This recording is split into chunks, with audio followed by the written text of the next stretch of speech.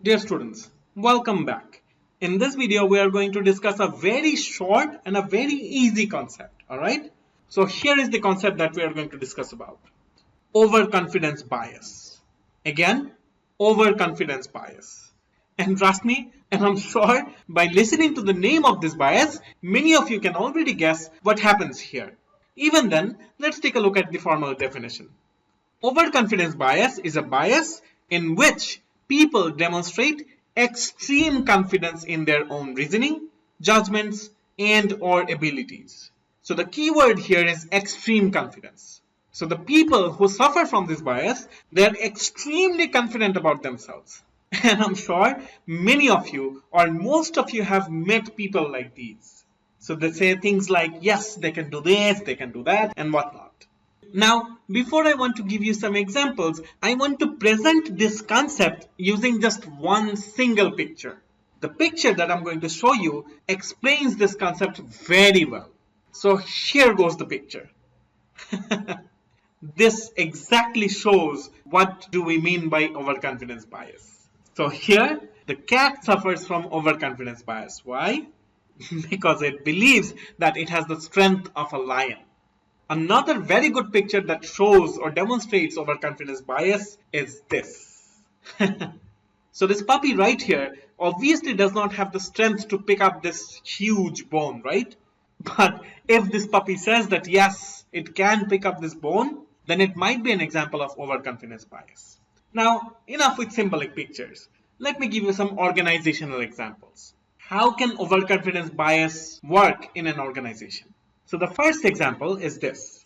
Let's assume this person suffers from overconfidence bias. Now, maybe he works in the marketing department and he has come up with a marketing campaign. Now, as this person suffers from overconfidence bias, he might say something like this about his campaign. I have designed the best marketing campaign for Mojo. It will never fail. So see, this person believes that his marketing campaign is never going to fail. He's so confident about that. But in reality, it might be the case that yes, a marketing plan can easily fail, right? So this is an example of overconfidence bias. Now, the best business example of overconfidence bias can be shown in the share market. Again, the share market or the stock market. Let me give you an example. Let's think of this person who has invested a lot of money in the share market of Bangladesh. Now let's assume that this person has overconfidence bias. Now, after investing money, he might say something like this. I have invested 10 crore taka in the share or the stock market. I have done proper financial analysis. I'm sure that I'll make 200% profit. I can bet on it. See what this person is saying?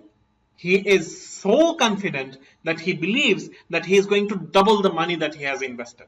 Trust me, this is really overconfidence. And in Bangladesh, there are people in the stock market who actually suffer from severe overconfidence bias. They believe that surely they are going to make a lot of money. But in reality, there is a high possibility that this might happen.